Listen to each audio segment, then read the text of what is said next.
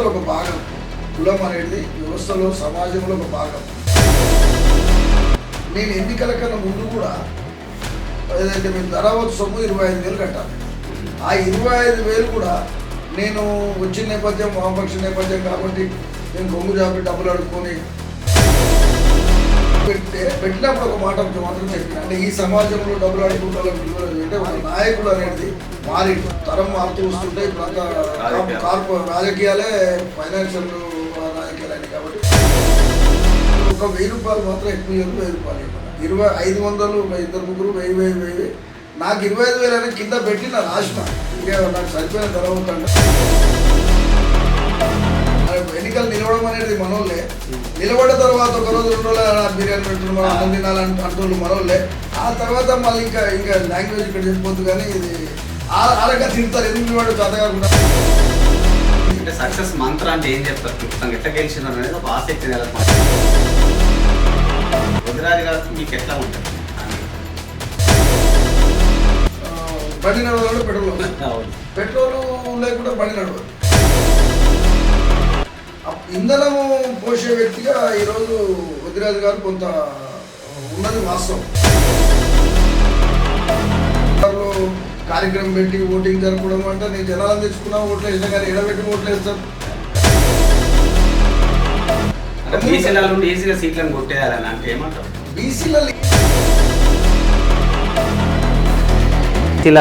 అనగారిన వర్గాలు బీసీలు అంటా ఉన్నాం. దాంట్లో ఆర్థికంగా బలంగా లేని వాళ్ళు రాజకీయం వైపు రావాలనుకుంటున్నారు కదా. ఓసీలు బలంగా ఉన్నారు, తర్వాత మీరు బలంగా ఉన్నారు. మరి ఈ గౌడ్లకు కావచ్చు, లేకపోతే యాదవ్ సోదరులకు కావచ్చు, వాళ్ళ యొక్క ఎప్పుడు అవకాశం దొరకాలంటే ఒక అడుగు ముందుకేయడానికి మనం కొంత నెట్టవలసిన అవసరం ఉంటుంది. ఈ నెట్టే క్రమంలోనే గుంజి పడేసుకుంటే నెట్టే క్రమంలో ఉన్నాం మనమేమో ఆ సీట్ దగ్గర కూడా లేము, చాలా దూరం ఉన్నాం. వాళ్ళకి ఎట్లా చేయాలనేది నేను ఇప్పుడు మా ఒక హాయ్ హలో వెల్కమ్ టు అద్భుతమైన ఇంటర్వ్యూలు ప్లాన్ చేసినాం. నిజంగా సమాజ హితం కోసం పోరాడే వాళ్ళెవరు, సమాజంలోని సంఘటితం చేసే వాళ్ళెవరు, సమాజ సమస్యలు ఏంది, వాటిని ఎట్లా మరి వెలికి తీయాలి, ఎట్లా రిజాల్వ్ చేయాలని ఈ ఇష్యూస్ మీద పోరాటం చేసే నేతలే మనకు అవసరం. ఈ కాలంలో యువత ఏమనుకుంటున్నారు, కేవలం తిట్ల పురాణం ఎవరైతే అనుకుంటున్నారో వాళ్ళే నాయకులుగా భావిస్తూ ఉన్నారు.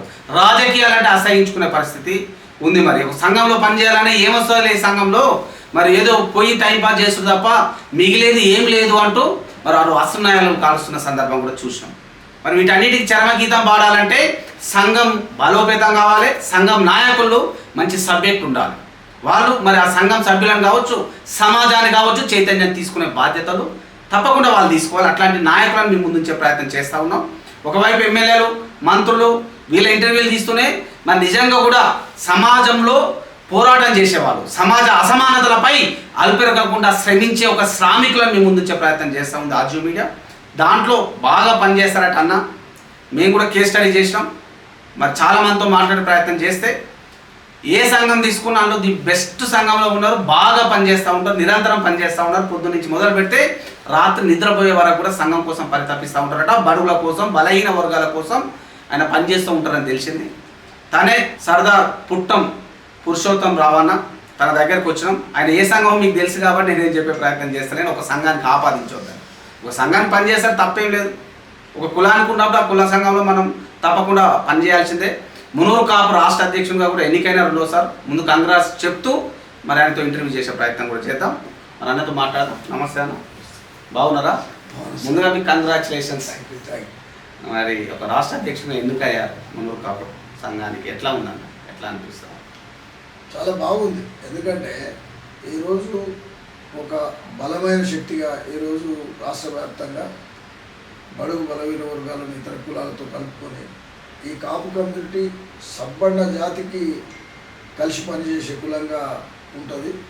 అనుసంధానం, కాపు జాతి అన్ని కులాలకు అనుసంధానం ఉంటుంది. అటువంటి కులానికి నేను అధ్యక్షునిగా ప్రజాస్వామ్యయుతంగా ప్రజలతో ఎన్నుకోబడడం చాలా సంతోషంగా ఉంది. ఏది ఓటింగ్ దాకా పోయిందంటే ఎందుకని? ఓటింగ్ దాకా కాదు, నిజంగా చెప్పాలంటే నేను మీరు అన్నట్టుగా ఇంతకుముందు మీరు బతుకతలు చెప్పినట్టు వ్యవస్థలో ఒక భాగం. కులం అనేది వ్యవస్థలో సమాజంలో ఒక భాగం.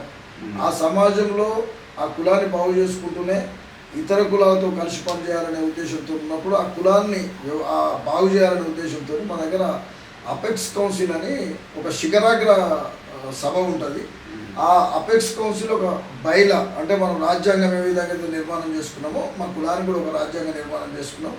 ఆ రాజ్యాంగ నిర్మాణంలో భాగంగా మాకు గ్రామ స్థాయి నుంచి మండల స్థాయి వరకు ఎన్నికలు జరుగుతాయి. మండల స్థాయి అధ్యక్షులు వాళ్ళు రాష్ట్ర కౌన్సిల్ మెంబర్గా పరిగణించబడతారు. అంటే మనకు 612 మండలాలు కానీ 128 మున్సిపాలిటీలు కానీ అదేవిధంగా కార్పొరేషన్స్ ఏవైతున్నాయో ఆ కార్పొరేషన్ మొత్తం సుమారు 1200 మంది రాష్ట్ర కౌన్సిల్ సభ్యులు ఉంటారు. ఆ రాష్ట్ర కౌన్సిల్ సభ్యుల ద్వారా ఎన్నిక నిర్వహిస్తాము. ఓసారి ఏకగ్రీవం అయితే ఓసారి పోటీ జరుగుతుంది.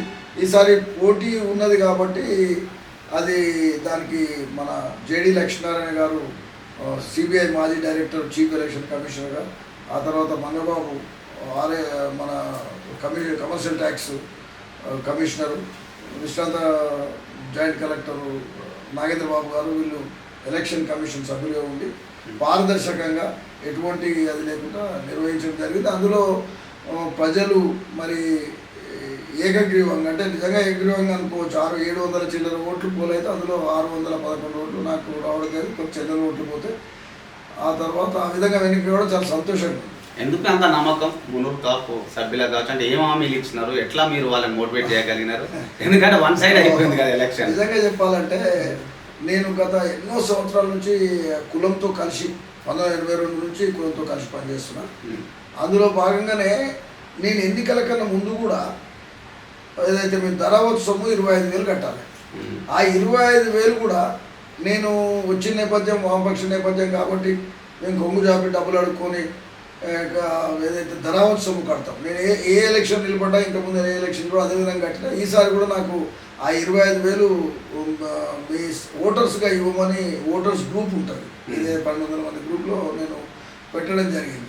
అందులో నిజంగా ఉదయం పెట్టినప్పుడు ఒక మాట మాత్రం చెప్పిన, అంటే ఈ సమాజంలో డబ్బులు ఆడుకుంటే వాళ్ళకి విలువలు అంటే ఒక నాయకుడు అనేది మారిండు. తరం మారుతూ వస్తుంటే ఇప్పుడంతా రాజకీయాలే ఫైనాన్షియల్ రాజకీయాలైనాయి కాబట్టి ఆశ్చర్యం అనిపిస్తుంది డబ్బులు అడిగితే, అదేవిధంగా అపహాస్యం అనిపిస్తుంది డబ్బులు అడిగితే. ఆ తర్వాత అంటే ఇంక ఇది కూడా వాడిన బిచ్చం అడుగుతుండ అనిపిస్తుంది. ఆ తర్వాత దీన్ని చిలువలు పలువరు చేస్తారు. ఇప్పుడే పైసలు అడుక్కుంటుండ్రు, రేపు పొద్దుగాల సంఘం అధ్యక్షుడు అయితే అడుగుతాడని అనిపిస్తుంది అనే ఉద్దేశంతో చెప్పడం జరిగింది. కానీ నిజంగా చెప్తున్నా, చాలామంది కామెంట్ అన్న నేను 25,000 ఇస్తాను నువ్వు ఎందుకు అడుగుతున్నావు అన్న అని కూడా కామెంట్స్ వచ్చినాయి ఆ గ్రూపులున్నాయి. నేను అన్నా నువ్వు ఒక 1,000 రూపాయలు మాత్రం ఎక్కువ ఇవ్వదు, 1,000 రూపాయలు ఇవ్వను. 500 ఒక 2-3 1000 నాకు 25,000 అని కింద పెట్టి నా రాసిన ఇక నాకు సరిపోయిన ధర అవుతుంటే లేదు ఎన్నికల ఖర్చులు కావాలని కూడా పంపుతుంటే చాలా స్ట్రిక్ట్గా చెప్తే 32,000 రూపాయల డబ్బులు తీసుకోవడం జరిగింది. నామినేషన్ వేసేటప్పుడు కూడా నేను ఎప్పుడు నామినేషన్ నేను వేయను. ఆ నామినేషన్ కూడా ఓటర్స్కి చెప్పి నా సంతకానికి వచ్చితే నేను సంతకం పెట్టి నామినేషన్ కూడా ఓటర్స్ వేసి, అంటే ఆ ప్రజల నమ్మకాన్ని మనం గెలవడంలో నమ్మకం ఉంది కాబట్టి నేను ఆ తర్వాత ఎన్నికల నామినేషన్ వేసి నేను తిరుపతి వెళ్ళాను. నాకు ఎప్పుడు నేను 25th బర్త్డే నాది ఉంటుంది, నేను జూన్ 25th బర్త్డే ఉంటుంది. తిరుపతి వెళ్ళిన 3 రోజులు తిరుపతి వెళ్ళిన ఎన్నికలు అదే ఎన్నికలు 29th ఉన్నాయి. నేను 25th తిరుపతి వెళ్ళిన. నా ఎన్నికకు సంకేతం ఏంటంటే అంత కాన్ఫిడెన్స్ లేకపోతే ఎట్లా పోతాడు ప్రజలలో. అది కూడా ఎన్నికలలో ఒక భాగం కావచ్చు. ఎన్నికల్లో కొట్లాడుతున్నప్పుడు అవతలని భయపెట్టడానికి కూడా ఒక భాగం కావచ్చు. ఇంత నిద్రపోయిన అంటే లేదనే అంట. ఆ విధంగా నేను తిరుపతి పోయి వచ్చిన, దేవదేవుని కూడా దర్శనం చేసుకుని వచ్చిన. బ్రహ్మాండంగా ఆ విధంగా సింగిల్ సైడ్. ఇంకోటి అన్ని కులాలకు కూడా ఆదర్శంగా నిజంగా చెప్పాలంటే ఈరోజు బహుజన కులాలలో ఈ విధంగా ఎన్నికలు నిర్వహించడం అనేది నేను తొలి మొట్టమొదటి నిర్వహిస్తున్నారు. అందరూ కూడా వాళ్ళని ఎవరు తప్పుపట్టరు, కానీ బ్రహ్మాండంగా ఎన్నికలు జరిగితేనే బాగుంటుంది. కాంపిటీషన్ ఉంటే ఎక్కువ మంది నాయకులు. పురుషోత్తం అన్నకు మరి ఎలక్షన్లో డబ్బులు పంచడానికి డబ్బులు ఎవరు ఇచ్చారంటే ఏం చెప్తా పంచిరా అసలు అంటున్నారు. మీరు వచ్చారు, నేను అదే అడుగుతున్నా కదా. నేను ఏమన్నంటే డబ్బులు ధరావత్ సొమ్మే డబ్బులు ప్రజలతో తీసుకున్న వ్యక్తి అది చెప్పిన తర్వాత 1000-1500 ఇచ్చినారంట. నిజంగా 101% నా దగ్గర అసలు నేను ఉండేదే నేను ఒకటే అంట. నేను నా మాట్లాడుతుంటే కూడా ప్రజల దగ్గర పోయినప్పుడు కూడా ఏం చెప్తా అంటే లీడర్ని ప్రజలు తాకాలి, లీడర్ ప్రజా సమస్యలు పరిష్కరించాలి. ఇది నా మొట్టమొదటి ఎప్పటికున్న నా సిద్ధాంతం. కులపాదాలు తల మీదనే పెట్టుకొని తిరుగుతారు. నేను ఎక్కడ చెప్పినా ఫస్ట్ 2 వర్డ్లు ఉంటాయి. సిద్ధాంతానికి పనికొస్తుంది కానీ రియాలిటీకి పనికిరాదు. కాబట్టి కానీ ఒకటి సమాజం అంతా మరీ చెడిపోలేదండి. మన దాంతో చూస్తే నా ఎన్నికని మనం చెప్పొచ్చు. నిజంగా నేను ఒక మూమెంట్లో నాకు డబ్బులు ఉన్న వాళ్ళు కూడా నామినేషన్ వేసి నా ఇళ్ళ నామినేషన్ వేసినప్పుడు నేను కొద్దిగా మా వాళ్ళతో చర్చించిన. ఏమన్నా మనం ఎన్నికలు నిలవడం అనేది మనోళ్ళే, నిలబడిన తర్వాత ఒక రోజు 2 రోజులు బిర్యానీ పెడుతున్నాం మనం అన్నం తినాలని అంటోళ్ళు మనోళ్ళే. ఆ తర్వాత మళ్ళీ ఇంకా లాంగ్వేజ్ ఇక్కడ చెప్పొద్దు కానీ ఇది ఆరగా తింటారు, ఎందుకు నిలబడి చేత కాకుండా అనేటోళ్ళు మనోళ్ళే, నిలబెట్టిన వాళ్ళే మళ్ళీ అంటారు. అయితే ఆ బాధ అవుతుందని ఏం చేసినట్టే నేను ముందే అందరిని అడిగిన. ఎందుకంటే ఈ విధంగా ఉన్నది, మరి ఫైనాన్షియల్గా కార్లు పెడుతుండొచ్చు, డబ్బులు పెడుతుండొచ్చు, తీసుకొస్తారు, మన మనోళ్ళు నిలబడతారు అట్లా. ఎందుకంటే మన ఇంట్లో పెట్టినప్పుడు ఆడమంతా మనసు నిలబడడు అని అడిగితే, నిజంగా చెప్తున్నా ప్రేమ ఏందో ఆప్యాయత ఏందో అనురాగం ఏందో నాకు తెలియదు కానీ ఏకగ్రీవంగా అన్నా నువ్వు ఉండు, మేము అన్నీ చూసుకుంటాం, ఎవరు ఏం డబ్బులకు అమ్ముడు పోతామా అన్న మేమని చాలా మంది చెప్పారు. ఆ విధంగానే అయింది. అంటే సక్సెస్ మంత్ర అంటే ఏం చెప్తారు క్లుప్తంగా, ఎట్లా గెలిచినారు అనేది ఒక ఆసక్తి నెలకొంది. అంటే ప్రేమను జయించడంలో నేను ఒక రూట్ ప్రయాణం చేస్తే, ఇప్పుడు మీరు మాకు పరిచయం అయ్యారు, అవకాశం ఉంటే నేను పోతప్పుడు అన్న నేను నల్గొండ వెళ్తున్నా బాగున్నారా అన్న అని నాకు అసలు అదొక ఉంటుంది పెంచుకోవడం. రెండవది ఇమ్మీడియట్గా రెస్పాండ్ అవుతా. అంటే నా దగ్గరికి వచ్చిపోతే ఇమ్మీడియట్ మెసేజ్ పోతా, ఇంటికి కూడా చేరాడు. నా దగ్గర ఒక సమావేశం జరిగిందంటే సమావేశాలు ఇంటికి పోడు మీరు వచ్చినందుకు వ్యయ ప్రయాసాలు వచ్చుకొని ఇంత దూరం వచ్చి మీరు ఈ సమావేశం దిగ్విజయం చేసినందుకు కృతజ్ఞతలని పోతారు. అంటే ఇంత రెస్పాన్స్ ఉన్న వ్యక్తికి అది ఉంటుంది. నేను ఏ ఎలక్షన్స్ నేను నిజంగా చెప్తున్నా, 1981లో గ్రామ పంచాయతీ మెంబర్ గెలిచిన, 85లో సింగల్ FSCS రైతు సహకార సంఘం గెలిచిన, మళ్ళీ 90లో గెలిచిన. నేను ఎక్కడున్నా కానీ ఎప్పుడున్నా కానీ నాకు ప్రజలు ఆ విధంగానే నా ఏమాయమీ నిలబడరు నా మీద. అటువంటి వాళ్ళని కూడా మనం చేసినాం. అంటే నేను సౌమ్యంగా ఏది లేకుండా ప్రజల దగ్గర పోయి మాట్లాడతాను. సింగిల్ టు ఓటర్ మాట్లాడతాను. అది నాకు మిగతా విషయాలకు వెళ్ళే ముందు మునూరు కాపు అంటేనే కొంత ఆర్థికంగా బలమైన సామాజిక వర్గం, తెలివైన సామాజిక వర్గం అంటారు కదా. దాంట్లో పురుషోత్తమ్ అన్న ఏం మాయ చేసి ఉంటాడు అనేది ఒకటే అడుగుతున్న ప్రశ్న యాక్చువల్గా. నెంబర్ 1. నెంబర్ 2, ఏం హామీలు ఇచ్చినారు, మరి ఇచ్చిన హామీ ఎలా నెరవేర్చబోతా ఉన్నారంటే ఏం చెప్తారు? మీరు అన్నట్టుగా నిజంగా చెప్పాలంటే మునూరు కాపు కమ్యూనిటీ అనడంలోనే అసలు నిజంగా చెప్పాలంటే అన్ని కమ్యూనిటీలు కాపుదనం చేసిన వాళ్ళు కాపుదనం చేసిన వాళ్ళందరూ వ్యవసాయ ఆధారిత కులాలు ఇవన్నీ.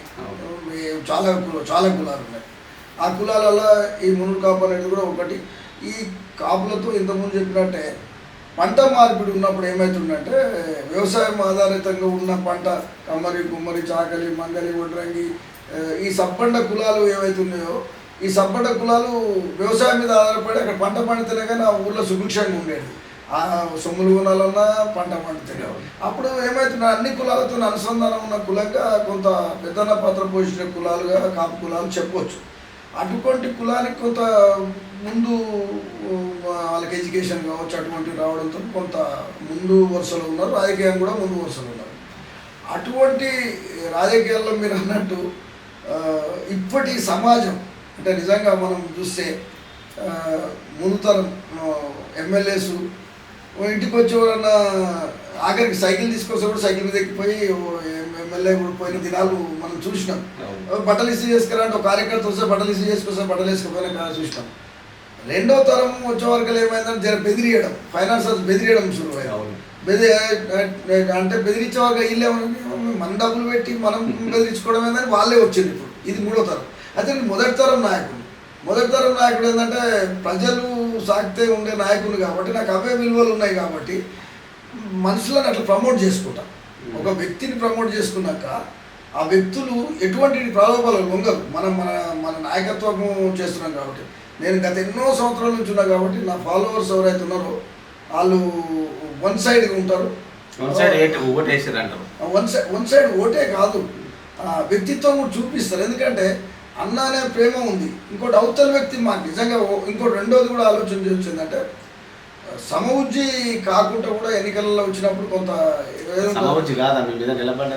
అది ఇక కొంత తొందర అంటే మనం సమవుజ్జీలు రాని పరిస్థితి ఉండే. సమవుజ్జీలని మనం కొంత మీరు అన్నట్టుగా కొంత మేనేజ్ చేసి ఈసారి అన్న ఉండని అనే దాంట్లో కూడా కొంతమంది ఒకసారి అన్నకి ఇవ్వాలి అవకాశం 69 సంవత్సరాలు వచ్చింది ఏజ్ పెద్ద మనిషి మనం ఇవ్వాలనేది కొంతమంది నాకు ప్రేమతో వాత్సల్యంతో అనురాగంతో కొంతమంది విడ్రా చేసుకుంటూ ఇక మొండి పట్టి ఏదైతే వచ్చిన వ్యక్తి సంఘంతో కానీ కొత్త వ్యక్తి కాబట్టి కొంత అట్లా ఉన్నది కానీ డబ్బులు ప్రమేయం మాత్రం 100% ఇందులో రాలేదు. సూటిగా చెప్పండి, మీరు ముక్కు సూటి మంచి కాబట్టి ఈ క్వశ్చన్ అడుగుతా ఉన్నా. మిగతా విషయాలకు వెళ్ళి వద్దిరాజు గారికి మీకు ఎట్లా ఉంటుంది సాన్నిహిత్యం?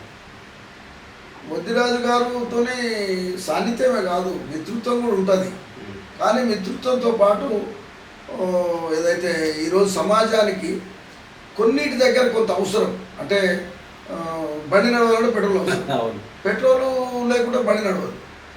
ఇంధనము పోసే వ్యక్తిగా ఈరోజు వద్దిరాజు గారు కొంత ఉన్నది వాస్తవం.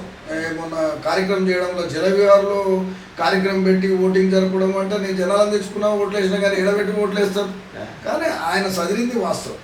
కానీ నేను ఏదైతే అధ్యక్షుడు అయిన తర్వాత నాకు రిసోర్స్ మొబిలైజర్ అంటే నాయకుడు రిసోర్స్ మొబిలైజర్ కూడా ఉండాలి. జేబులోకి వెళ్ళి పెట్టి నాయకత్వం చేస్తే ఇట్లా పిల్లలు బదాల పడే పరిస్థితి ఉంటుంది. నేను రిసోర్స్ మొబిలైజర్ ఎందుకంటే నాకు ప్రేమించే వాళ్ళు ఉన్నారు కాబట్టి ప్రేమించే వాళ్ళ దగ్గర నేను అందరి దగ్గర చేసి ఆ ప్రోగ్రామ్ సక్సెస్ చేస్తాను. రేపు నేను ఓరియంటేషన్ ప్రోగ్రామ్ ఏదైతే వన్ డే ఓరియంటేషన్ ప్రోగ్రామ్ దాన్ని చేస్తానికి కూడా కొంత ఇక్కడ అన్న మీ గురించి అనేది మీ సంఘ నాయకులతో మాట్లాడే ప్రయత్నం చేసిన ఇంటర్వ్యూకి ముందు చాలామంది నిజంగా కూడా మీరు అన్నట్టు 195% మంది పాజిటివ్గా చెప్తే ఒక 5% మంది మీరు అన్నట్టుగా మీరు బండి అయితే పురుషోత్తమ బండి అయితే మొన్న ఎన్నికలలో మరి పెట్రోల్ పోసింది వద్దిరాజు గారు, ఎలక్షన్లో ఖర్చు పెట్టింది వద్దిరాజు గారు అంటారు, మీరేం ఖర్చు పెట్టలేదంటారు కదా. ఏది నిజమని ఏం చెప్తారు మీ సంఘం కావచ్చు మిగతా వాళ్ళందరూ? అక్కడ నేను చెప్తున్నా కదా ఓపెన్ గా డబ్బు పంచడంలో పాత్ర పోషించారు. నేను నిజంగా చెప్తున్నా దానికి 100% అది ఏదైనా నేను 100% డబ్బులు పంచడం అనేది తీసుకుంటే మా వాళ్ళని మేము కించపరుచుకున్నట్టు అవుతుంది. ఎందుకంటే మా వాళ్ళు నిజంగా చెప్పాలి హైలీ ఫైనాన్షియల్గా ఎట్లుంటారంటే మేము మాకు ఒక నెట్వర్క్లో ఓట్లని మనం చేయలేకపోయారు. ఏదైనా మాకున్నది 119 నియోజకవర్గ కోఆర్డినేటర్లు ఉండండి.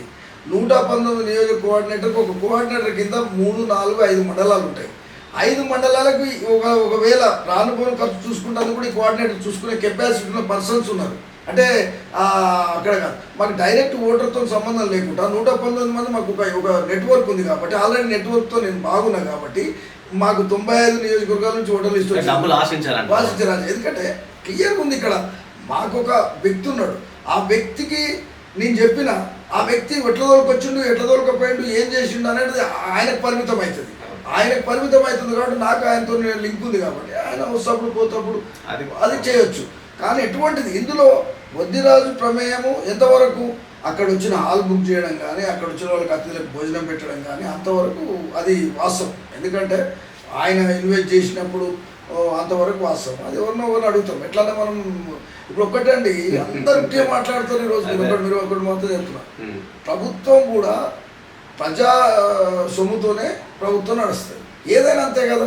ఒక 4 కూడితే కానీ ఫైనాన్షియల్ కూడాలి పూడి చేస్తారు. కాబట్టి ఎలక్షన్లో డబ్బులు పంచడం అనేది మంచి సంస్కృతి కాదు. కాబట్టి ఎందుకు ఈ క్వశ్చన్ అడిగినా అంటే ఇప్పుడు మీరేమో నిలబడ్డారు, మీరు అంటున్నారు నేను డబ్బులు పెట్టదలుచుకోలే, నేను సేవ ఓరియంటెడ్గా వచ్చినాను. ఓటర్లు డబ్బులు కూడా తీసుకోలేదని మీరే అంటున్నారు. తీసుకోరు అసలు అంటున్నారు. అండ్ డబ్బులు ఉన్నోళ్ళు కూడా మీ మీద పోటీ చేసేదిగా. తీసుకోనప్పుడు వాళ్ళు రారు కదా, సర్వీస్ ఓరియంటెడ్ వస్తారు. డబ్బులు పెట్టి గెలవాలనే కదా వాళ్ళ ఇంటెన్షన్. ఏం చెప్తారు? అయితే అక్కడికి వచ్చేవాళ్ళకి ఏమైందంటే చాలా మందిని మేము డబ్బులు తీసుకోవాలి డబ్బులు ఉన్న వాళ్ళని మేము 5-6 మంది చేస్తే విడ్రా చేయించినాం. ఒక సింగిల్ పర్సన్ మిగిలిండు. సింగిల్ పర్సన్ కూడా నిజంగా డబ్బులు పెట్టే పర్సన్ ఏం కాదు. ఆ డబ్బులు పెట్టి అంత మొబిలైజ్ చేసి మోటివేట్ వచ్చే పర్సన్ కాదు కాబట్టి ఆయన కూడా డబ్బులు పెట్టలేదు, మేము కూడా పెట్టలేదు. ఈ డబ్బుల ప్రసక్తి లేదు. మేము ఒక్కటే అడిగింది, నేను ఒక్కొక్క సూటి ఒకటి చెప్పిన, మీరు ఒకరోజు శ్రమ పడండి, నేను 1095 రోజులు మీకు శ్రమ పడతా అని చెప్పిన. 1095 రోజులు 3 సంవత్సరాలు. ఈ 3 సంవత్సరాలు నేను శ్రమ పడతాను 3 ఏళ్ళకోసారి. నేను 1095 రోజులు మీకు కష్టపడతా, మీరు ఒకరోజు నా గురించి కష్టపడి. నా స్లోగన్ అదే స్లోగన్ విజయవంతం. బాగా అయితే మీకు గెలిచింది, దానికి కంగ్రాచులేషన్స్ కూడా చెప్తా ఉన్నా. ఇక మీ సంఘం గురించి వెళ్ళే ముందు చాలా మంది అంటున్న ప్రశ్న బీసీ వర్గాలలో మునూరు కాపు అంటే బీసీనేగా, కానీ బీసీ కాకుండా వాళ్ళని ఓసీలకు జాయిన్ చేస్తే బాగుంటుంది, ఆర్థికంగా బలపడ్డరు అంటూ ఉంటారు. మరి దీనిపైన ఎట్లా ఉంటారు నిజంగా కూడా? అయితే ఇక్కడ చాలా మంది అనుకుంటున్నారు ఏంటంటే కాపే కాదు, ఎస్సీ ఎస్టీ బీసీలలో కూడా బ్యాక్లాగ్ పోస్టులు ఇంకా మిగులుతున్నాయి. ఆ స్థాయికి మనం ఇంకా అందుకోలేదు. ఇప్పుడు క్రిమిలేయర్ అనే దాంతో దాన్ని అక్కడికి వస్తా. క్రిమిలేయర్ అనే దాంతో కొంతమంది ఉన్న తీసేద్దాం అనుకుంటే అసలు ఉద్యోగాలకు ఎవరు లేరు. మనకి ఇంటర్మీడియట్ దానికి వచ్చే వరకు డిగ్రీ వరకే మనం డిస్కంటిన్యూ చేసుకొని మనం బీసీలలో ఎస్టీలలో పోతున్నాం. అందుకని వీని కూడా ఎదొక్కడానికి ప్రయత్నం తప్ప ఏం లేదు. ఇంకోటి రెండవది అందరు కొట్టుకపోవడం అనేది తెలియదు. ఇప్పుడు నిజంగా చెప్పాలని చూడండి, అవతల వ్యక్తి బలమైన వ్యక్తి ఒక బీసీ. ఇప్పుడు నిజంగా గౌడ, యాదవ, పద్మశాలి, ముదిరాజు ఇటువంటి కులాలు కొద్దిగా ఎదిగి ఈరోజు ఉన్నాయి. ఇంట్లో కొద్దిగా ఫైనాన్షియల్గా ఎదిగిన వాళ్ళు ఉన్నాయి, 100 కుటుంబాలు ఏం లేవు. ఆయన కూడా అవతలను పోటీ చేయకపోతే అసలు అవతలలో స్లోగన్ ఎట్లుంటుందంటే వీటి జర బలంగా తయారైన కులాలు ఏంది ఏడున్నాయిరా అని ఆడ చెప్తాడు. అంటే కులాన్ని తొక్కడానికే చెప్తాడు. అట్లనే అటువంటి వాళ్ళ స్లోగన్ ఇటువంటి వాడు ఇంటాడు ఏంటన్నా విని అరే వాళ్ళంతా మీ అన్ని కొట్టుకపోతుండ్రా అంటే మరి మీ కొట్టుకపోవడానికి నిలబడ్డాడు. ఈరోజు రిజర్వేషన్స్ ఉన్న తర్వాత ఓపెన్గా మనం చెప్పవచ్చు ఎస్సీ ఎస్టీలకు ఎట్లయితే రాజ్యాంగపరమైన రిజర్వేషన్ ఉందో బీసీలలో పెట్టుమని మున్ను కాపులు అన్నప్పుడు అలా వచ్చి పైన చేసుకొని ఆ టికెట్లను వెళ్ళి తీసుకుంటారట. అసలు అవతలతో పోరాటం చేస్తేందుకు ఒక సామాజిక వర్గం ఏదైతే అభివృద్ధి అయిన సామాజిక వర్గంతో తోటి తట్టుకొని నిలబడి గెలుస్తున్నారు వీళ్ళు. మరి అదే ఏది లేకుండా పెట్టి మొత్తం మనం ఏమంటామంటే గెలుస్తాము. మనం గెలవడానికి ఇక్కడ గెలుస్తున్నాం. అది కూడా మనం వద్దు, ఆ 4 సీట్లు కూడా వద్దంటే ఈరోజు మొన్న కాంగ్రెస్ దాంట్లో ఎంతమంది బీసీలు వచ్చిండ్రు.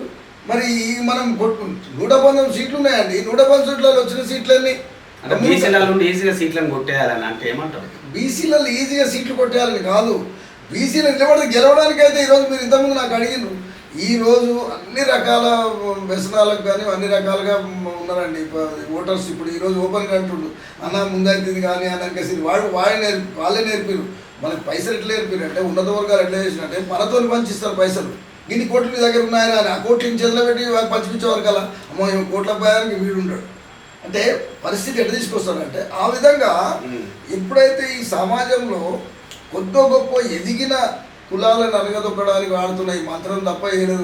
మునుగాపులను కూడా నిలబెట్టకపోయి ముదిరాజులు నిలబెట్టకపోయి బలంగా నిలబెట్టకపోతే ఇంకా అవతలంతో వాడు సింగల్ గెలుస్తారు. మీరు అన్నట్టుగా బీసీలలో ఉండాల్సిందే అనుకుందాం. మునురు కాపు కూడా ఉండాలి, ఆర్థికంగా బలంగా ఉన్నారు కాబట్టి. ఇక్కడ కొట్లాట ఏంది బీసీలలో అనగారిన వర్గాలు బీసీలు అంటా ఉన్నాం. దాంట్లో ఆర్థికంగా బలంగా లేని వాళ్ళు రాజకీయం వైపు రావాలనుకుంటున్నారు కదా.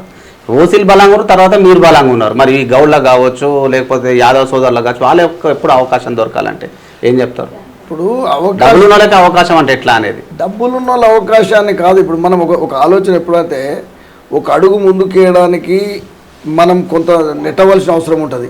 ఈ నెట్టే క్రమంలోనే గుంజి పడేసుకుంటే నెట్టే క్రమంలో ఉన్నాం మనమేమో ఆ సీట్ దగ్గర కూడా లేము, చాలా దూరం ఉన్నాం. ఆ దూరంలో ఉన్నప్పుడే మనమే పంచాయతీ పెట్టుకునే పరిస్థితికి వస్తే ఈరోజు మంచో చెడో ఒక కులం ఢీ కొట్టే కులం ఉంది. ముందు యుద్ధం చేస్తున్నప్పుడు ఆ యుద్ధ నైపుణ్యంలో భాగంగా యుద్ధతంత్రంలో భాగంగా కండలు కలిగిన మంచోన్ని బలమైన పెట్టాలి. అక్కడ అది పెట్టకుండా మనం బలమైన మిగతా మీరు అన్నదాంట్లో అది మిగతా సామాజిక వర్గాలకు మేము ఇంతకుముందు కూడా చెప్పినాం. ఈరోజు ఒక ఇష్యూ వచ్చినప్పుడు అందరు కలిసి చేయవలసిన అవకాశం ఎక్కడెక్కడ ఎవరెవరు అవకాశాలు ఉన్నా అక్కడ మనం పంచుకొని మేమెంతో మా దామాష ప్రకారంగా మా ఓట్లంతా అనే విధంగా అన్ని కులాలను కూడా ఏకం చేయడానికి ఇప్పుడు మాలాంటి వాళ్ళం మేము ఇంతవరకు కూడా కుచిత బుద్ధితోనే మాకు మేము పరిమితమైన రాబోయే రోజులలో నా నాయకత్వంలో మాకున్న కార్యవర్గం అంతా కూడా ఎక్కడికక్కడ మేము కాదు ఆ వేదికల మీద బీసీలు కనిపిస్తారు. ఇప్పుడు మా మునుర్కా వేదిక మీద కూడా బీసీలు కనిపిస్తారు. అంటే ఆ విధంగా ఒక ఐక్యత తీసుకురావడానికి ప్రయత్నం. అసలు కులం అంటే మనం మీటింగ్ పెట్టుకొని మనం చేసుకుంటే 4 కులాలను పిలిచి ఆ వేదిక మీద కూర్చోబెడితే వాళ్ళకు ఒక వస్తుంది. ఇంకోటి ఏదో బయట కనిపించే కొంతమంది మునుకాపులని బాగా ఉన్నోళ్ళు అనుకుంటే నిజంగా గ్రామీణ ప్రాంతంలో గోండుల కన్నా అన్యాయంగా జీవించే కుటుంబాలు కూడా ఉన్నాయండి. మంచిర్యాల అటువంటి పరిస్థితులలో మొత్తం ఇసుక తోడుకొస్తారు, తట్టలతో ఇసుక తోడుకొచ్చి గడదల మీద తీసుకొచ్చి బయట వేసుకునే ఉంటాయి. చాలామంది ఉంటారు. ఏ కులంలో అయినా కానీ మనం అనుకున్నంత బయటకు కనిపించినంత సామాజికంగా 4 ఎమ్మెల్యే సీట్లు వచ్చేంత కాదు. అయితే మీరు అన్నట్టుగా బీసీలని ఎస్సీ ఎస్టీలని అందరిని కలుపుకొని మనం పోవడానికి ప్రయత్నం చేయాలి, దారులు వేయాలి తప్ప ఈ చాలా మంది మునూరు కాపు నేతలు మీరు అంటున్నారు, మీరు సరే మీరు క్షేత్రస్థాయి రాజకీయాలను చూస్తున్నారు, ఈ మాట అంటున్నారు, సంతోషమే, అందరు కూడా స్వాగతిస్తారు. శభాష్ కూడా అంటారు, పురుషోత్తం అన్న బాగా మాట్లాడుతున్నారు. కొంతమంది సోషల్ మీడియా వింగ్లోనూ అక్కడో ఇక్కడో అయ్యి మునూరు కాపులను కూడా వాడుకొని లాస్ట్కి అన్నను వదిలేసే పరిస్థితిలో ఉన్నారు. అట్లా నాయకులను ఎట్లా నమ్మాలన్నట్టు మునూరు కాపు కావచ్చు, బీసీ సమాజం కావచ్చు అడుగుతా ఉన్నారు కదా, వాళ్ళకి ఏం సూచనలు ఇస్తారు? ఎవరు మున్నూరు కాపులు వాడుకొని ఎవరు వాడుకుంటారు? ఒక పర్సన్ ఉన్నాడట, మరి ఎవరన్నా మీ దృష్టికి వచ్చింది అట్లాంటి పర్సన్? నాకైతే అటువంటి ఒకవేళ వస్తే అట్లా నాయకుడు ఉంటే ఏం చూసారు? అటువంటి నాయకులు మనం బీసీ ముసుగులో మొత్తం మీద అందరిని దొక్కేస్తా ఉన్నారు, ఓసీలతో అక్కడ ఫ్రెండ్షిప్ చేస్తారు, ఇక్కడ బీసీలను మోసం చేస్తూ ఉంటారు అని నాయకులకు ఏం సూచిస్తారు? అది తప్పు. ఎందుకంటే ఒకటి ఓసీలతోని మనం సమాజం ఇంతకుముందు చెప్పినట్టే సమాజంలో అందరు బాగుండాలి, మనం బాగుండాలి అనుకున్నప్పుడు ఆ ఓసీలతోని కూడా మరి మనమే పరదేసుకొని యుద్ధం చేయవలసిన అవసరం ఏం లేదు. మనం యుద్ధం చేస్తున్నప్పుడు మనమేందో మనం గ్రహిస్తూ మీరు అన్నట్టు నాకైతే దృష్టికి రాలేదు. ఎవరన్నా అటువంటి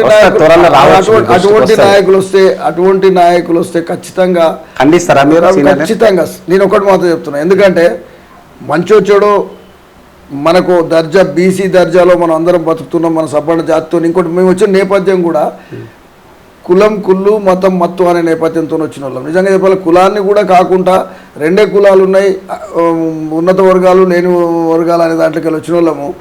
ఈ విషయం వచ్చినప్పుడు నిలబడమా, ఖచ్చితంగా నిలబడతాం. ఖచ్చితంగా మాకు ఒక భావన ఉంటుంది. మేము వచ్చింది పూర్తి స్థాయి కమ్యూనిస్టులుగా ఉన్నప్పుడు ఉన్నా నేను కాబట్టి ఇప్పుడు దోపిడీదారులు ఎవరైతే వాళ్ళ మీద చేయాలి మనం, కానీ అగ్రవర్ణాలను దూషిస్తే మరి బీసీ ఉద్యమం ముందుకు పోతుంది అనుకుంటున్నారా మీరు ఒక సీనియర్ నేతగా? అందులో మీరు అన్నట్టు ఫెరోషియస్ రాజకీయాలు ఎట్లుంటాయంటే కొన్ని కమ్యూనిస్టులు చెప్తారు, నిజంగా చెప్పారు, విప్లవోద్యమాలు ఏం చెప్తాయంటే మంట మండినప్పుడు ఇంకేదంత మంట వేయాలంటారు. అది మంచా చెడ కాదు, మంట మాత్రం బగ్గున మండాలి అనేది చరిత్ర చెప్తుంది. చరిత్రలో ఈ శుద్ధపుద్ధ మాటలు చెప్తే ఒకటి గారు. నిజంగా చెప్పాలంటే ఈరోజు ఒక చైతన్యం వచ్చినప్పుడు చైతన్యం రగల్చడానికి ప్రయత్నం చేయాలి తప్ప నా తలవడగా గిట్లాంటారా నాయనమ్మ మాటలు మాట్లాడితే కూడా ఒకసారి నడువాయి. కానీ అందుకనే నేను విప్లవోద్యమాల చరిత్రలు చదివినోడిని, ఆ తర్వాత అహింస ఉద్యమాలు చూసినోడిని. ఎందుకంటే చదివినోడిని అంటే బోల్సిక్ విప్లవం నుంచి మొదలుకుంటే రష్యా విప్లవం కానీ వియత్నాం, కంబోడియా, కంపూచియా ఇటువంటి హిస్టరీ అంతా చదువుకున్న వాళ్ళం. అదేవిధంగా ఇండియా రాజకీయాలలో సుభాష్ చంద్రబోస్ కావచ్చు, అల్లూరి సీతారామరావు కావచ్చు, చాలామంది చరిత్రలు ఇక్కడ చదువుకున్నాం.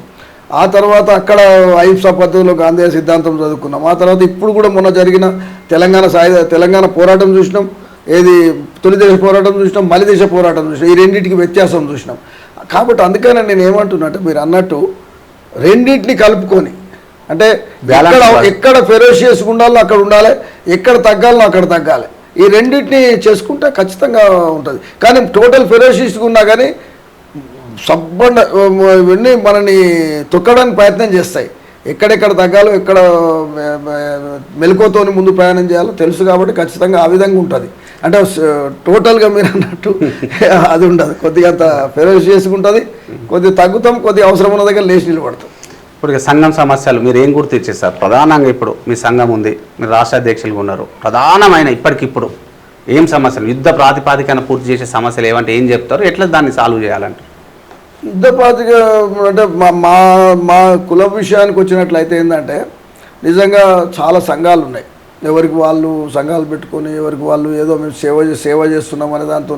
ఇంకోటి నేను ప్రారంభమైన దశలో పెద్దలు ఒక సంఘానికి కట్టుబడి సంఘ నియమాలకు కష్టపడి వాళ్ళు అన్ని రకాలుగా ఫ్యామిలీని సెట్ అయినాక వచ్చిన వాళ్ళు చాలామంది. ఈ మధ్యన ఏంటంటే మరి కులంలో పెద్ద మనుషులతోని ఏదో పని అవుతుందనో లేకుంటే ఏదైతుందనో కులం పేరు చెప్పుకుంటూ కొంతమంది సంఘాలుగా వస్తున్నారు. అయితే ఆ సంఘాలన్నీ ఫస్ట్ ఒక తాటిపైకి తెచ్చి సమస్యలపైన పోరాడదామని చెప్పడం. అంటే ఏమున్నాయి సమస్యలు? ప్రధాన సమస్యలు వస్తే మేము అనుకుంటుంది కులగణనలో మాకు అన్యాయం జరిగింది, తక్కువ చూపించారు అనేది ప్రజలలో ఒక ఆలోచన ఉన్నది. ఆ తర్వాత రెండవది ఈరోజు నిజంగా మంచో చెడో బీసీలలో మీరు అన్నట్టు తెలివైన సామాజిక వర్గం అనొచ్చు, ఇంత పెద్దోళ్ళు అనొచ్చు, అంత పెద్ద అటువంటి సామాజిక వర్గానికి మరి స్వాతంత్రం వచ్చినప్పటి నుంచి ఇంతవరకు మంత్రి పదవి ఇవ్వలేదు. మంత్రి పదవి విషయం కావచ్చు, మరి అటువంటి విషయాల మీద మేము ఖచ్చితంగా రేపు రాబోయే రోజులలో అడగవాలి. మంత్రులు అయినట్టున్నారు కాలేదా? కేంద్ర మంత్రులు కాదు, కేంద్ర మంత్రి కేంద్ర మంత్రిని మేము అంత క్రైటీరియా తీసుకుంటలేము. ఎందుకంటే మనం ఉంది తెలంగాణలో, ఇన్ పర్టికులర్ తెలంగాణ మునుగు కాపులు అంటారు. మా కమ్యూనిటీ ఎక్కడ ఉండదు, ఓన్లీ సర్టిఫికేట్ ఏం చేస్తారంటే బ్రాకెట్ తెలంగాణ అని ఉంటుంది. అంటే తెలంగాణ పర్టికులర్ తెలంగాణ ఉన్న దగ్గర మాకు మంత్రి పదవి లేని మంత్రివర్గం లేదు. అయితే ఈ మంత్రివర్గంలో మాకు స్థానం ఇవ్వకపోవడం అనేది చాలామంది ఉన్నారు. అది ఒక మేజర్ సమస్య అది ఉంది. అది కూడా ప్రభుత్వ దృష్టికి తెచ్చి ఇవ్వమని, అంటే మాతో పాటు ఇప్పుడు యాదవులు అడుగుతున్నారు, ఇతర బ్యాలెన్స్ చేయాలనేది మాకు ఇవ్వలేదు అనేది ఒక నిశ్చయ. ప్రభుత్వంపై ఒత్తిడి తెస్తారా మీ ఆధ్వర్యంలో? ఎట్లా అంటే ఎట్లా ఒప్పించి మెప్పిస్తారు మీరు? అంటే ఇప్పుడు మేము ఒప్పించే లెవెల్ ఉన్నాం, ఇప్పుడు ఓన్లీ చెప్పే లెవెల్ ఉన్నాం. ఒక 6 నెలల సంవత్సరంలో దాన్ని ఏ రకంగామైన ఒత్తిడి తేవడానికి కూడా ప్రణాళికాబద్ధమైన కార్యక్రమం రూపొందిస్తాం. ఎందుకంటే మాకు నెట్వర్క్ కింద దానికి ఉంది. ఆ నెట్వర్క్ ఇన్ని రోజులు ఏంటంటే కొద్దిగా కదలలే. ఆ నెట్వర్క్ను మేము కింద కదిలిచ్చి ఈడ బట్టలు తేడదాం కదిలిందంటే మొత్తం రాష్ట్రం మొత్తం కదిలే పరిస్థితి వచ్చిన రోజు ప్రతి గ్రామంలో లేచి కూర్చొని మాట్లాడతారు, ప్రభుత్వాన్ని అంటారు, ఎండగడతారు. ఆ స్థాయి రాని రోజులు ఇట్లా పోతాము, చెప్పి మాట్లాడతాం, సంతోషం ఇస్తే. పురుషోత్తం అని ఇట్లా పోరాడుతూ ఉన్నారు. మరి మునూరు కాపులో కూడా ఒక మంత్రి పదవి రావాలని మీరు పోరాటం చేస్తా అంటున్నారు. మీ దానిలో వివిధ సంఘాలు ఉన్నాయి కదా, అవన్నీ పీక్కదిన అంటే ఎక్కడికక్కడ చీలిపోవు అంటే ఒకే తాటిపైకి వస్తారని నమ్మకం. ఈ విషయం మీద వస్తాయి. ఒకటి కాపులల్లా ఎక్కడ కూడా మనం ఎప్పుడు అంటూ ఉంటారు, ఏదేమన్నా కావచ్చు కానీ అమ్మవే చేపెడితే తోడుకుంటాడు రాబాయ్ అన్నట్టే ఉంటుంది. ఇప్పుడు అన్ని సంఘాలు ఉంటాయి. ఈ దీంట్లో ఇంటర్వ్యూలో కాదు, ఇంటర్వ్యూ నిజంగా కూడా మా దగ్గర పార్టీల కన్నా కులానికి సపోర్ట్ చేసే వాళ్ళు ఉంటారు. ఈ పార్టీ నాయకత్వం కొద్దిగా అంత ఉన్న నాయకత్వం కొద్దిగా వెనకెళ్ళి చెప్తుంది, అరే పార్టీ మీద ఒత్తిడి చేస్తే మాకు ఇబ్బంది అవుతుంది నాయకులు ఉంటారు. కానీ ఉన్నా కానీ వాళ్ళని కూడా ఎందుకే మాట అన్నా అంటే మీరు సీనియర్ 70 ఏళ్ళని దాదాపు 50-60 ఏళ్ళ నుంచి ఉంటున్నారు రాజకీయాల్లో. మన మునూరు కాపులలో కూడా ఒక ఆయన బీఆర్ఎస్కి అనుబంధం ఉండొచ్చు, బీజేపీకి ఉండొచ్చు, కాంగ్రెస్కి ఉండొచ్చు, సిపిఐకి ఉండొచ్చు, సిపిఎంకి ఉండొచ్చు. ఒక్కొక్క పార్టీ లైన్ ఒక్కొక్క రకంగా ఉంటుంది. లైన్ దాటి సంఘం కోసం పనిచేసే నాయకులు మీకు కనిపిస్తున్నారు. అంటే మేము అక్కడ నేను ఇంతకుముందు చెప్పినట్లుగా నేను ఈరోజు పార్టీలకు అతీతంగా నాయకత్వం వచ్చిన తర్వాత నేను కూడా పార్టీకి రాజీనామా చేసి రాజకీయ పార్టీలలో పనిచేసి వివిధ రాజకీయ పార్టీలలో అత్యున్నత స్థాయిలో పొలిట్ బ్యూరో వరకు పనిచేసిన నాయకుడు నేను.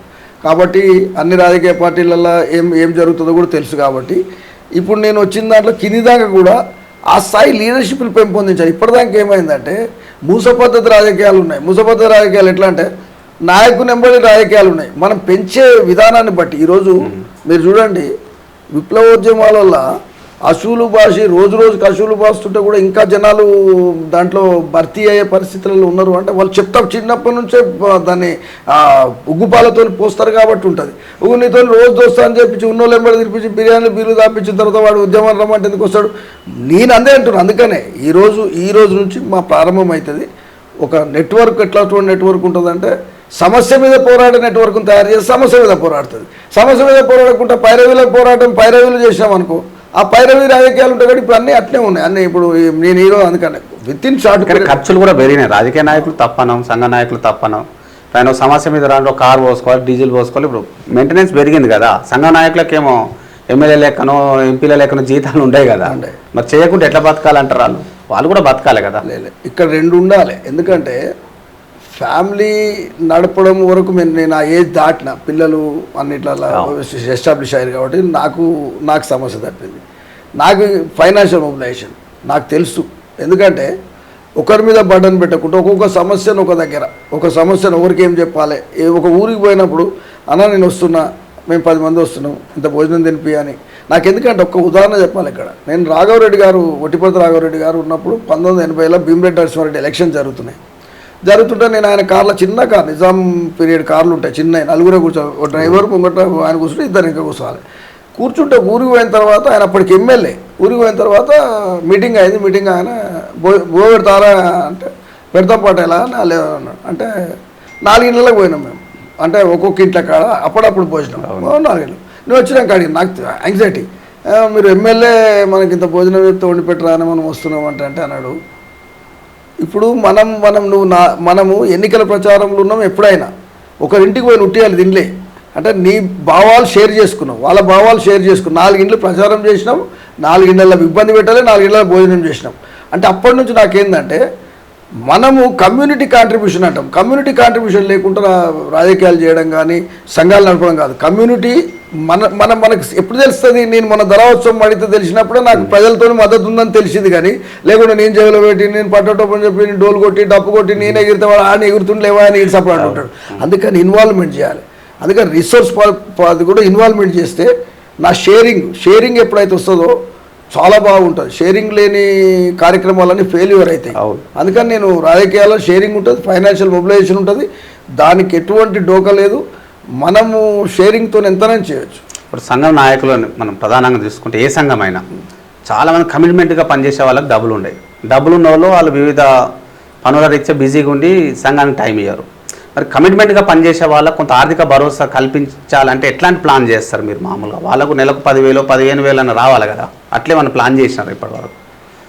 అది నిజంగా కూడా మనం ఆలోచించడం కరెక్టే. ఎందుకంటే ఈరోజు మనం తెలంగాణ సాయుధ పోరాటం తీసుకున్నా, లేకుంటే ఈ స్వతంత్ర ఉద్యమం తీసుకున్నా, ఈరోజు నిజంగా అసలుకు లాల్ బహదూర్ శాస్త్రి లాంటి కావచ్చు, చాలామందిని మనం ఒక హిస్టరీలు చదివితే పాపం వాళ్ళు ఎంత ఇబ్బంది పడ్డారు, రూపాయి ఇబ్బంది పడ్డ పరిస్థితులలో వాళ్ళ ప్రాణాలు గుల్జారి నంద కావచ్చు అని ఒక చిన్న ఇంట్లో ఉండడం, ఇటువంటి మనం ఆ హిస్టరీలు చూసినప్పుడు ఒకసారి బాధేస్తుంది.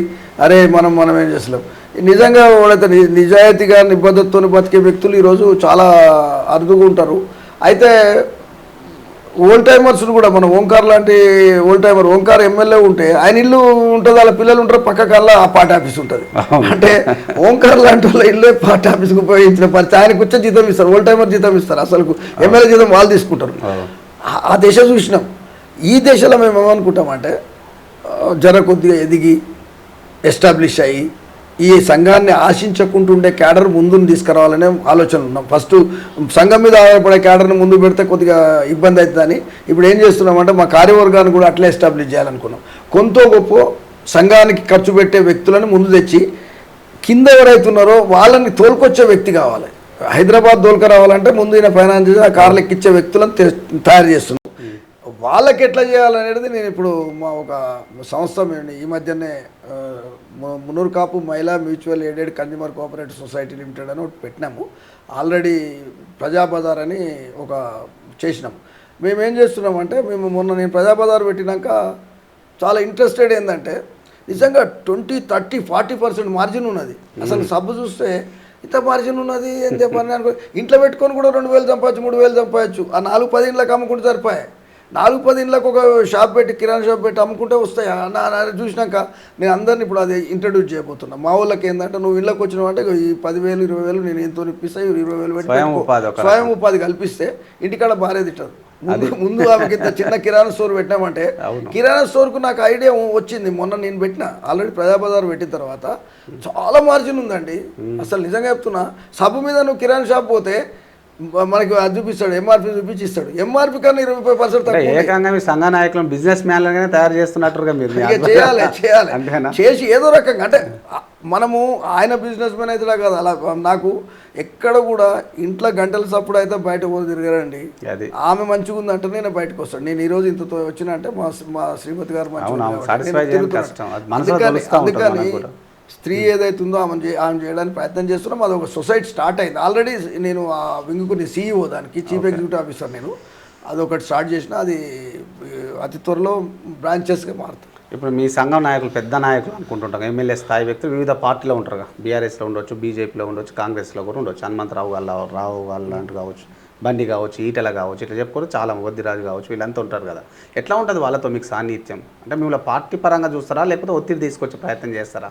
ఈ పార్టీకి బెండ్గా ఆ పార్టీకి బెండ్గా? నేను నిజంగా చెప్పాలంటే నా స్థాయిలో నేను లీడర్ ఉన్నప్పుడు, నేను ప్రజాప్రతినిధిగా 1981లో ఉన్నప్పటి నుంచి ఇప్పటిదాకా ఉన్న స్థాయిలో నేను తెలుగుదేశంలో ఒక సీనియర్ నాయకునిగా రాష్ట్ర వ్యాప్తంగా నేను అతి స్టేట్ స్పెషల్ అబ్జర్వర్గా నేను చంద్రబాబు నాయుడుతో ఎన్టీ రామారావుతో కలిసి పనిచేసినాను. ఆ తర్వాత ఏదో కాంగ్రెస్లో కొద్దిగా అనుబంధంగా సుధీర్ కుమార్ గారు ఎమ్మెల్యే ఉన్నప్పుడు నాకు కొద్దిగా ఆయన ఇక్కడ మలక్పేటలో గెలిపించాలి కాబట్టి కొద్దిగా అంటూ తలిగింది కాంగ్రెస్తోని. వాళ్ళ అప్పుడున్న సంబంధాలు కానీ ఆ కాంగ్రెస్ సంబంధాలు కావచ్చు, ఆ తర్వాత కమ్యూనిస్ట్ సంబంధాలు, తెలుగుదేశం సంబంధాలు. ఈ తెలుగుదేశం వల్ల ఇక అన్ని పార్టీలు ఉన్నారు. ముందు కాంగ్రెస్ ఉన్నప్పుడు, కమ్యూనిస్ట్ ఉన్నప్పుడు ఎట్లయితే అన్ని పార్టీలకు వచ్చిరో తెలుగుదేశం లీడర్సే ఈరోజు నిజంగా చెప్పాలంటే అన్ని పార్టీల లీడర్లు అయ్యారు. వాళ్ళందరూ ఉన్నారు కాబట్టి నన్ను ఆ స్థాయిలో చూస్తారు. నేను ఎక్కడికైనా మాట్లాడితే కూడా ఈరోజు ఒక కమ్యూనిటీకి కూడా నేను జనరల్గా ఏమంటా అంటే నా గౌరవం కమ్యూనిటీకి వస్తుంది అనుకుంటున్నాను. ఎందుకంటే ఒక నాయకుని దగ్గరికి పోతే ఒక సీనియర్ నాయకునిగా గౌరవం ఉంటుంది. ఏజ్ ఒకటి, నేను సీనియర్ నాయకుని ఒకటి, నేను సీనియర్ నాయకుని కూడా పనిచేస్తారు. అందుకని ఆ గౌరవంతో మా వాళ్ళకి గౌరవం వస్తుంది. అటువంటిది బాగుంది, రాజకీయ అనుభవం ఉంది. ఇప్పుడు 69-70 ఏళ్ళకి వచ్చినారు. మీ అనుభవాన్ని వాడుకోవాలి. ఎందుకంటే సంఘంలో ఇప్పుడు మొన్న ఎన్నికలతోటి పురుషోత్తమాన అంటే అన్ని పార్టీలు మీ వైపు చూసే పరిస్థితి ఉంది. అధికార పార్టీ ఉంది, అధికార పార్టీ నుండి కొన్ని ఎక్కువ పనులు చేయించవచ్చు. మీకు ఎమ్మెల్సీనో లేకపోతే రాజ్యసభను ఇస్తామంటే ఎట్లా పోయే అవకాశం ఏమైనా ఉంటుందా? నేను అటువంటి ఆలోచన చేస్తే నేను ఎప్పుడో ఎన్నోసార్లు అడిగేటోళ్ళు. ఇప్పుడు చేయాలి, సంఘం కోసం కాదు. ఇప్పుడు నేను 3 సంవత్సరాలు ఒక సంఘాన్ని పిలిస్తే బోరా రేవంత్ రెడ్డి పిలిస్తే 100%. ఎందుకంటే నేను ఈరోజు ఒకటి మాత్రం చెప్తున్నాండి, నేను వ్యక్తిగా పుట్టిన అంటే నిజంగా చెప్పాలంటే డెలివరీ టైంలో మంత్రసానం లేకుండా డెలివరీ అవుతారు, సింగిల్గా డెలివరీ అవుతారు. మనం ఎప్పుడైతే సమాజం నుంచి బయటికి వెళ్తామో మన ఆత్మ సంతృప్తి చెందిపోయే రోజులల్లో జనం నిలబెడుతుంది. ఈరోజు నేను మొన్న వంగవీటి రంగా లాంటి వాళ్ళకి కానీ చాలా చూసినప్పుడు మాకు అనిపిస్తుంది, అరే ఇంత జనం, ఈ జనాన్ని పోగు చేసుకోవడం ఏముంటుందండి. మన ఇంట్లో నేను చాలాసార్లు చూస్తుంటా, మనము తద్దినం అనేది సంవత్సరానికి ఒకసారి పెడితే 5 నిమిషాలు ఇసరాకు పెట్టి 5వ నిమిషం గుంజుకొని తింటే ఇక పక్కొని తెలియదు. అంటే నేనేమంటున్నా అంటే వ్యక్తిగా పుట్టినాము శక్తిగా పోవాలనే సిద్ధాంతం కాబట్టి ఆ సిద్ధాంతానికి ఎక్కువ విలువ ఇస్తా. కానీ పదవులకు నేను ఏదో రేపు పొద్దుగాల ఏదో అవుతుంది అనేది లేదు. కొంత ఇబ్బంది పడుతుంది ఫ్యామిలీ పడ్డా ఏం లేదు. నేను ఇప్పుడు మాత్రం ఈ 3 సంవత్సరాలు ఒక శక్తిగా తీర్చిదిద్దాలనే ఆలోచన ఉంది కాబట్టి కమ్యూనిటీకి ఎక్కువ ఇంట్రెస్ట్ చూపిస్తా, కమ్యూనిటీతోనే ఉంటా. ఎందుకు ఈ క్వశ్చన్ అడిగినా అంటే చాలామంది సోషల్ మీడియా వింగో లేకపోతే చురుకుగా రాజకీయాలకు ఒక 4-5 ఏళ్ళకి ఎమ్మెల్సీ కావాలనో మంత్రి కావాలనో ఒక ఏం పెట్టుకొని వస్తూ ఉన్నారు. అది కాకపోతే హంగామా కూడా సృష్టిస్తూ ఉన్నారు. మీరు సుదీర్ఘంగా 50 ఏళ్ళు ఉన్నారు కాబట్టి క్వశ్చన్ అడిగిన అంటే మరి రాజకీయాలలో ఏంటిది మీ ఏముంది అసలు? ఒక సంఘం అధ్యక్షుడిగా ఉండాలనుకుంటున్నారా? ఏం లే, నాకు గోల్ ఒకటే, ప్రజలలో బతకాలి, ప్రజలతోనే ఏదైతే ఏమంటారు ప్రేమతో పోవాలి. ఈ రెండే ఎమ్మెల్యే ఎంపీలది ఈరోజు పరిస్థితి ఏందండి. నేను ఒకసారి ఒక మాట చెప్పిన, నేను చైర్మన్ అయిన రోజు వేదిక మీద చెప్పిన, అందరూ వచ్చి పూలదండలు, 100 మంది 1000 మంది. హరీష్ రావు నిజంగా నాకు ఒక మంత్రికి లేని సన్మానం నాకు జరిగింది. ఇక్కడ జరిగినప్పుడు 1000 మంది వచ్చిర్రు పూలదండ చేస్తుంటే హరీష్ రావుకు తోదొరకు ఏసీబీని తిట్టే పరిస్థితి ఉండే. ఆ రోజు అక్కడ వచ్చిన తర్వాత నేను వేదిక మీద ఒక మాట చెప్పాను, మంత్రులు వచ్చి బొకేలు ఇస్తున్నారు అంటే ఆ స్థాయిలో నేను సిటీ కోఆర్డినేటర్ ఉంటే, అయితే ఆ స్థాయిలో ఉన్నప్పుడు నేను ఒకటే మాట చెప్పిన వేదిక మీద, ఇవి పెట్టుడు మిసాలు, ఇవి నేను గట్టిగా తిప్పినా పోతాయి, కేసీఆర్ గారు మా మంత్రి గారు మార్కెటింగ్ మంత్రి గారు హరీష్ రావు గారు తిప్పినా పోతాయి. కాబట్టి ఈ మిసాలను నమ్ముకొని నేను ఉంటలేను, నా ఒరిజినల్ మిసాలు నాకే ఉంటాయి అన్న. అందుకని ఈ పెట్టుడు మిసాలే ఏ వచ్చినా, ఈ పదవి వచ్చినా ఏదొచ్చినా మన సర్వీసెస్ మనం చేసే విధానాన్ని బట్టి ఉంటాయి. కానీ ఈ పెట్టుడు మిసాలకి విలువ ఇచ్చేసి జనాలను పొడగొట్టుకోను. ఖచ్చితంగా జనాలు పోతారు. చాలామంది మీరు ఒకటి చూస్తారో చూడరో, కొంతమంది పెద్దోళ్ళు వెంబడి తిరిగి పెద్దోడు అయిపోయి అసలు వదిలిపెట్టేస్తారు, కమ్యూనిటీ కూడా వదిలిపెట్టేస్తారు. మన లెవెల్ పెరిగింది పోయి పెద్దోళ్ళు వెంబడి తిరుగుతున్నా అంటాడు. ఆఖరికి ఆడ వదిలిపెట్టిన రోజు ఈడు కూడా గుర్తుపట్టాడు. అందుకని నేను ఎప్పుడు ఈ మూలాన్ని జ్ఞాపకం పెట్టుకుంటా. ఏది నాకు నా వెంబడి తిరిగే క్యాడర్ ఉందో అది ముఖ్యం. అది కాదు, నాకు పదవి ఉంది కాబట్టి వచ్చి నాకు అన్నాను ఇట్లుండాలన్నా, ఇట్లు వేసుకోవాలి, అంగిట్లు వేసుకోవాలి, లాగిట్లు వేసుకోవాలి, కారు పెద్ద కారు ఉండాలంటాడు, అన్నీ చెప్తాడు. చెప్పి అవసరమైన కారు కూడా ఇస్తాడు. అక్కడ తిరిగి నేను అలవాటు పడి వాసన పట్టిన అనుకో, మొత్తం నాకు నా క్యాడర్ పోతుంది. అందుకని ఎన్నడూ కూడా నేను మార్కెట్ కమిటీ చైర్మన్ రోజు నడుచుకుంటూ పోతుంటే, సైకిల్ మీద పోతుంటే, ఏదో కావాలని పోతుంటే. అంటే అందుకని ఇప్పుడు కూడా పదవులు ముఖ్యం కాదు, ప్రజలు ముఖ్యమని నమ్ముతా, ప్రజల ప్రేమని నమ్ముతా. కాబట్టి నాకు పదవి కన్నా సంఘం నాయకత్వం చేయాలని ఏమనేది మీరు ఏమంటే ప్రజలు ఏ స్థాయిలో ఉంటారండి. నేను చెప్తున్నా కదా, మీరు ఎన్నికలు డబ్బులు ఇంతకుముందు మన క్వశ్చన్లు వచ్చినప్పుడు అన్న అంత ఆత్మీయత సంపాదించుకున్నాడు జీవితాలు ఇంకేం కావాలన్నా. అందుకే అడుగుతున్నా, మీలాంటి కొంచెం బాగా పనిచేసే వాళ్ళు కూడా రాజకీయాలు వద్దనుకున్నప్పుడు రాజకీయ కరప్షన్ ఎక్కువైందని వస్తున్న నేపథ్యంలో మీలాంటి కొంతమంది సీనియర్ నేతలు కావచ్చు, లేకపోతే పనిచేయాలని ఆకాంక్ష ఉన్న వాళ్ళు కావచ్చు, మేధావులు కావచ్చు, ఎవరికి వాళ్ళు దూరం అయిపోతే రాజకీయాలు ఎటుపోవాలి? మరి రాజకీయాలు ఎందుకంటే ఇప్పుడు ఉన్న రాజకీయాలలో ఒక మూమెంట్లో ఈ భారతదేశం 124 కుటుంబాలు టాటా బిర్లా మఫత్లాల్ సింగానే గోయంక లాంటి కుటుంబాలు పరిపాలిస్తే ఇప్పుడు టాటా బిర్లా మఫత్లాల్ సింగానే లాంటి రాజకీయాల్లోకి వచ్చిండ్రు. డైరెక్ట్ రాజకీయాల్లోకి వచ్చారు కాబట్టి మళ్ళాంటి వాళ్ళము వద్దా? మనం ఎంతున్నా ఎట్లా మరి రాజకీయ ప్రక్షాళన ఎట్లా జరగాలి? Senior గా చెప్పండి, ఎట్లా జరగాలి? ఏంటంటే ఇది ఒక రౌండ్ ది క్లాక్. సమాజం ఎప్పుడు మార్పు జరుగుతూ ఉంటుంది. మనం మీరు చూసారు బెల్పాటాలు చూసారు, పిట్ పాయింట్లు చూసారు, అన్ని చూసారు, మళ్ళీ బెల్పాటాలకు వచ్చినాం ఉంటుంది. అంటే చరిత్ర తిరుగుతుంటుంది. ఈ గ్లోబ్లో మళ్ళీ వస్తుంది, దేశ వస్తుంది, ఈసడించుకుంటారు వీళ్ళందరినీ, ఈసడించుకొని మళ్ళీ సమాజం తిరుగుబాటు జరుగుతుంది. ఇదంతా జరిగి మళ్ళీ మనం అనుకున్న సమాజం వస్తుంది. మనం చూడకుండొచ్చు, ఖచ్చితంగా మాత్రం మళ్ళా ప్రజలు తిరుగుబాటు వస్తాయి. ఈ నాయకుల పైసలకు వీటికి పోయిన వాళ్ళే వీళ్ళే తిట్లు చేస్తారు. అరే ఈ కొడుకులకు అమ్ముకున్నాము, మా ఓట్లు ఇట్లా వేసుకున్నాను వస్తుంది. అటువంటి సమాజం వచ్చేదాకా వెయిట్ చేయాలి తప్ప ఇప్పుడు ఇమ్మీడియట్గా మనం పోయి నాకు ఎమ్మెల్సీ అని మీరు అనుకున్నంత ఈజీ కాదు. ఎమ్మెల్సీలు ఎమ్మెల్యే అన్ని బజార్ల తూకంలో జరుగుతున్నాయి. ఆ తూకంలో ఆశ పెట్టుకుంటందుకు కూడా ఆశకు అద్దులు ఉండాలని చెప్పారు. ఉట్టిగా ఆశ పెట్టుకొని నేను ఏదో అయిపోయినని రేపు పొద్దుగాల మీరు అన్నారు ఆశీర్వదిస్తున్నారు. అరే మీరు ఇంత పెద్దగా చేసి నేను ప్రజల్ని ఏమడి ఉన్నారు రేపు పిలుస్తారటే అది మనకి అందనంత దూరంలో ఉంటుంది. అది చాలా అందనంత దూరం ఉంటుంది. దాని గురించి మనం అందనంత దగ్గరగా మీలాంటి వాళ్ళకి రావాలని కోరుకుంటా. ఇక ముగించే ముందన్న ఏ నాయకులు మీకు ఇప్పుడు బీఆర్ఎస్ కావచ్చు, బీజేపీ కావచ్చు, ఇంకా ఇతర ఏ పార్టీలు అయినా ఎవరు అత్యంత సన్నిహితంగా ఉంటారు మీకు ఇప్పుడున్న పొలిటీషియన్లు? మీ సంఘం మీ కమ్యూనిటీ నేతలే కావచ్చు. కమ్యూనిటీ ఎవరైనా అంటండి. నేను ఇప్పటిదాకా నాకు 2 రకాల దోస్తాలను చూసిన. నేను ఒకటి డ్రాయింగ్ రూమ్ దోస్తాను, ఒకటి బెడ్రూమ్ దోస్తాను. డ్రాయింగ్ రూమ్ నాకు అందరికి డ్రాయింగ్ రూమ్ దోస్తాను ఉంది అనుకుంటాను నేను. ఎందుకంటే మూటలు తెచ్చిన వాళ్ళు బెడ్రూమ్ దాకా పోతారు. ఆ మూటలు నేను అందియలేను కాబట్టి నేను డ్రాయింగ్ రూమ్ దోస్తాను ఉంది అనుకుంటా. ఎవరు కూడా మనం ఎంతవరకు అన్న నమస్తే వచ్చినావా అని మాట్లాడితే నేను చాలా గొప్ప, నేను నాకు అన్న చాలా దగ్గర కూడా అనుకుంటా. కానీ నాకు అంత దగ్గర ఉన్నారని నేను ఇవ్వను అనుకుంటా. ఏ రాజకీయ నాయకుడు కూడా నాకు దగ్గర నేను పోయి ఆదేశిస్తే పని చేస్తారని అనుకోవడం లేదు. రాష్ట్ర అధ్యక్షుడు అయినాక కూడా మారలేదు ఆ సీన్. ఎందుకంటే చాలా కాంపిటేటివ్లో మీ సత్తా తెలిసినాక మాత్రం కొంత మార్పు జరగవచ్చు. ఆ మార్పులో కూడా ఎన్ని రోజులు ఉంటుంది అనేది అప్పటి వరకల్లా నేను చదువుకోవాలి. అప్పటి వరకల్లా జన సమీకరణ జరగాలి. జన సమీకరణ జరిగితే ఒకటి రాణిస్తరేమో చూడాలి, బెడ్రూమ్ దాకా రాణిస్తరేమో చూడాలి. ఇప్పటిదాకా బెడ్రూమ్ దోస్తాలు అయితే లేవు.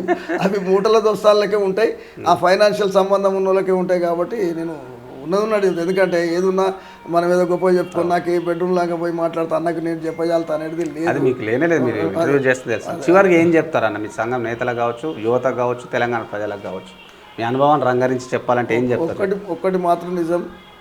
ఏదైతే ఈరోజు సమాజంలో మార్పు జరగవలసిన అవసరం ఉంది. సమాజంలో ఎవరో వస్తారు, ఏదో చేస్తారు, ఎదురు చూసి మోసపోకుమా అన్నట్టుగా మనకు మనమే తయారు కావాల్సిన అవసరం ఉంది. ఈ వ్యవస్థలో మనం నిలదొక్కున్న రోజే అవతల వాళ్ళని నిలదీయగలుగుతాం. కాబట్టి ఎక్కడికక్కడ మనం వ్యక్తిత్వాన్ని సరిదిద్దుకొని ముందుకు పోవాలని ఈ సందర్భంలో మునుకాపులను కానీ ఆశిస్తాం.